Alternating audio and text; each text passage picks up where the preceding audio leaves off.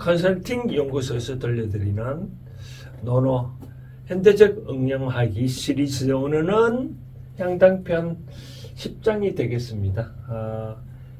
이 향당편은 이제 고려는 자기 고을 마을에서 있었던 이야기들을 말과 행동을 이제 제자들이 보고 그런 것들을 기록한 건데, 오늘은 말 그대로 이 향인이라고 말 쓰는 거 보니까 고향 사람들이 고향에 있을 때 공자가 어떤 모습을 했는지 그걸 이제 말하고 있네요. 우리가 가끔 술 먹을 때 보면 뭐 회식 자리에 보면 뭐 윗사람들이 먼저 나가지만 그때 이제 윗사람이 나가기 전에 밑에 사람은 잘 안 나가잖아요. 그렇죠?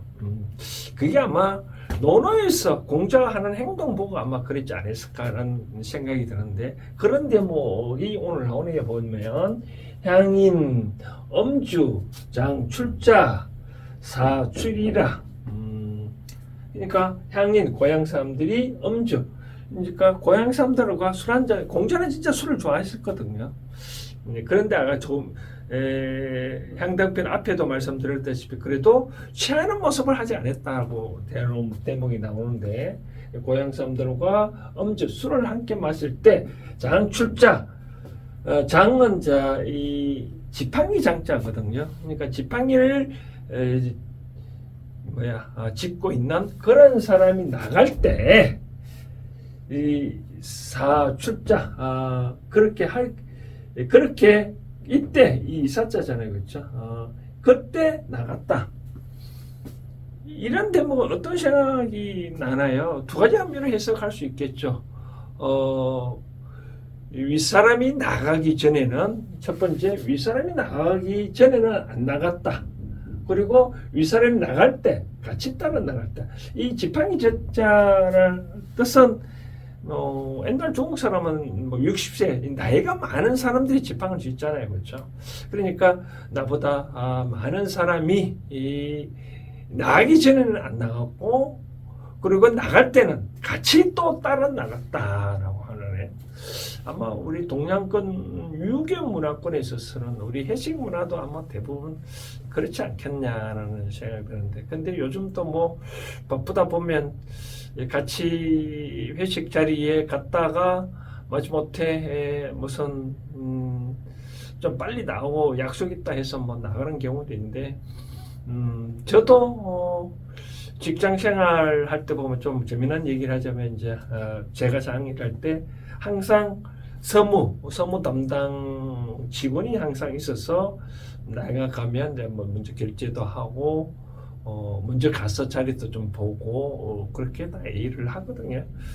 그런데 이제 중간에 물론 이해는 되지만 집이 멀다고 한다거나 뭐 다른 바쁘다 해서 먼저 가겠다 하는 사람, 그런 별로 좋은 모습이 아닌 것 같더라고요. 그리고 또 우리 직장에서 보면 끝까지 남아서 그런 사람들이 다 뭐 고가적 좋은 업무 성적을 받고 다 그렇게 하는 모습을 본 적이 있는데, 아마 좀 섭섭합니다. 뭐 그것이 좋은 풍습인지 아닌지는 모르겠으나 하여튼 공자는 윗사람이 아무튼 함께 술을 마실 때 윗사람이 나가기 전에는 안 나갔고 나갈 때는 같이 따라 나섰다라고 하네요.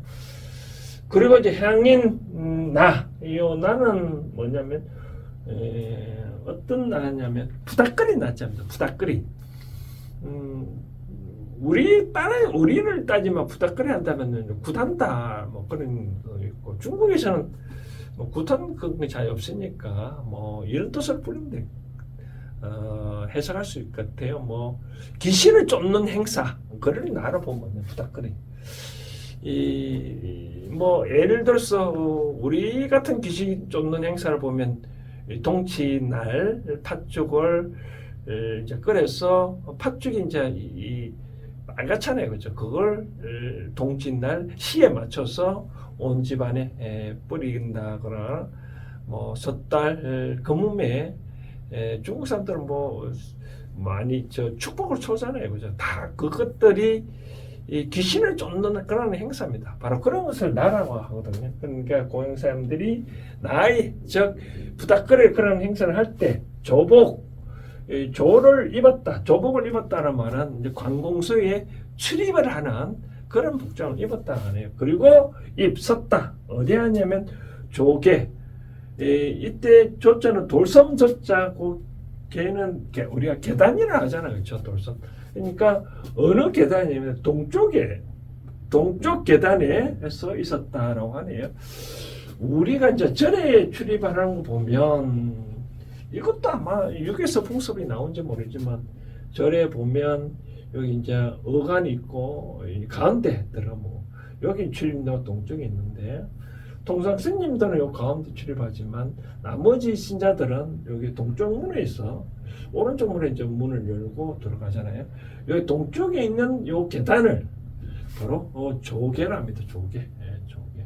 섬돌조자 계단 계체 이제 집안에서 부닥거리를 하면 그런 뭐 옷을 입고 이렇게 써 있었다. 이런 말은 어떤 의미일까요? 이것도 마찬가지로 두 가지 의미가 있을 수 있겠죠, 그렇죠?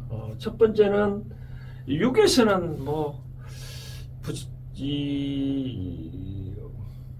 귀신 그런 얘기 안 나오잖아요. 뭐 유교에서는 내세 사상, 사후의 세계에 대해서는 잘 말 안 하잖아요, 그렇죠?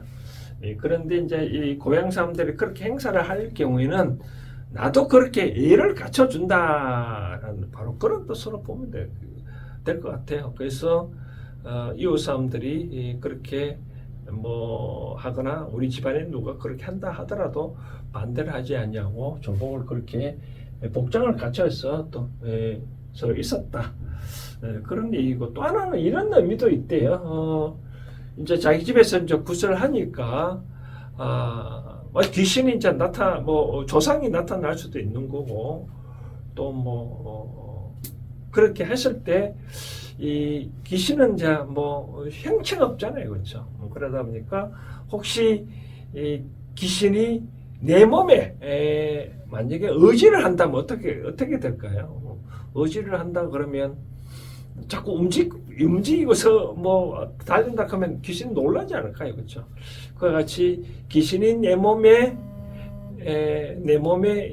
있는 경우를 감안해서 그 귀신을 존경하는 표시로 이렇게 감아서 있다고 뭐 그런 표시도 아니기도 하는데 저는 이제 뭐 이걸 의미를 이런 의미는 같아요. 뭐 내가 하거나 쉽게 말하자면 이런 뜻으로 해석하지 하면 되지 않을까요? 우리 같은 보면 뭐 기독교다 불교다 해서 여러 가지인데 내 종교만 가장 우수하고 뭐 최고다 해서 남의 종교를 비방하는 그런 경우가 있잖아요, 그렇죠? 근데 공자는 비록 자기 주관하고 그런 종교관념에 맞지 않다고 하더라도 그런 상대의 그런 어떤 하나의 의식이죠, 그렇죠? 그런 의식을 하는 것을 비난하지 않냐고 간만히 애를 표시를 했다라고 하는 것 같아요. 그러니까 타인을 존중했다, 바로 그런 의미인 것 같아요. 그래서 향단부 10장의 내용은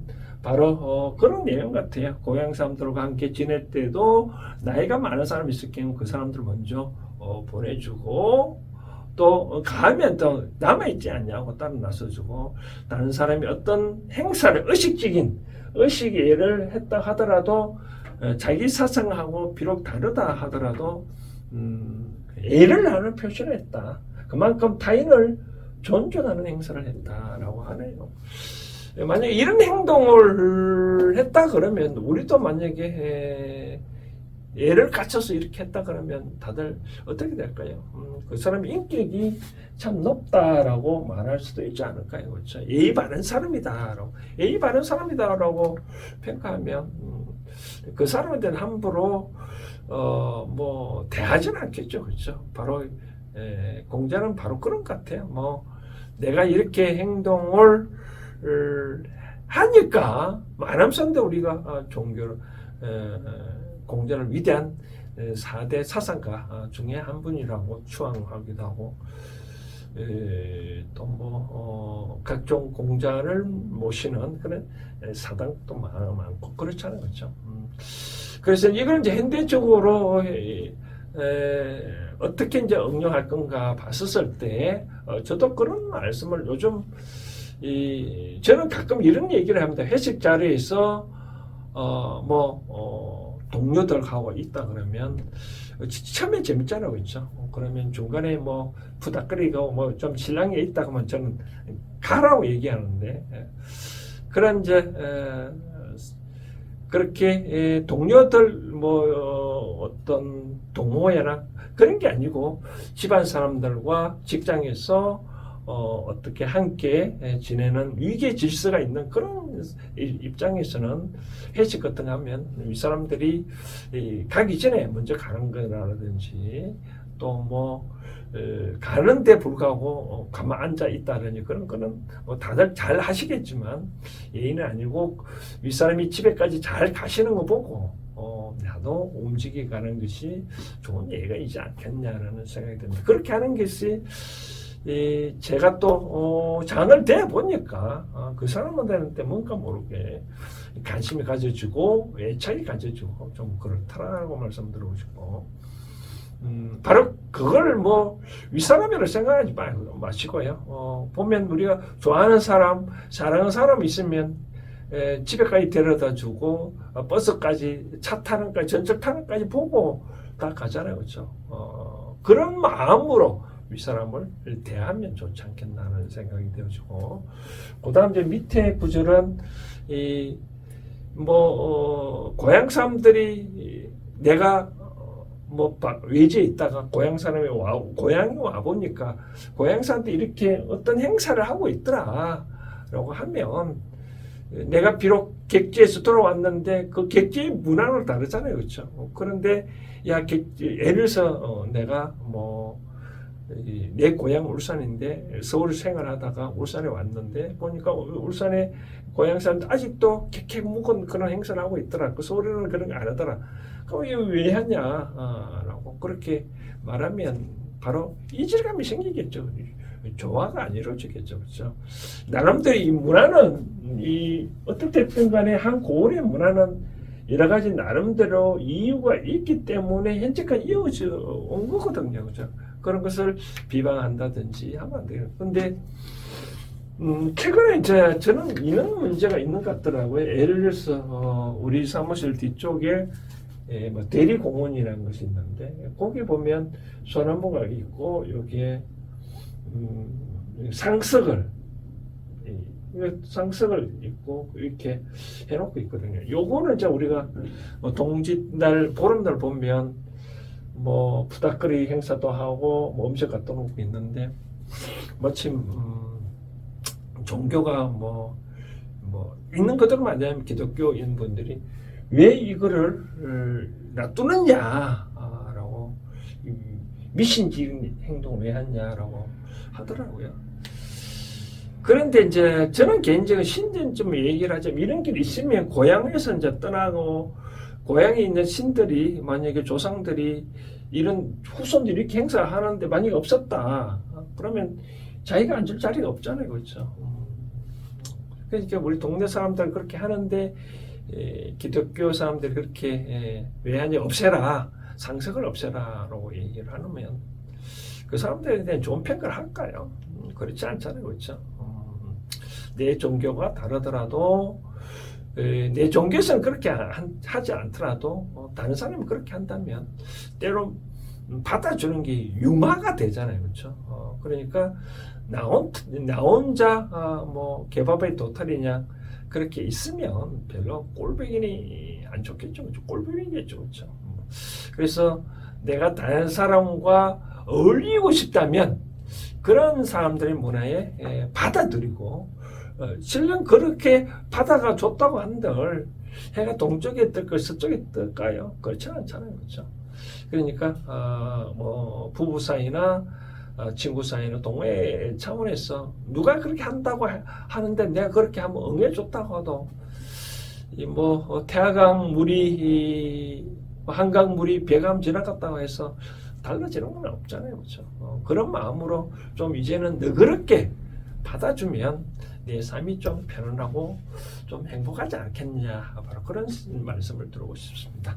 자, 오늘 행단편 10번째 문장은 이런 차원에서 여러분들이 받아줬으면 좋겠다 말씀을 드리고 싶습니다.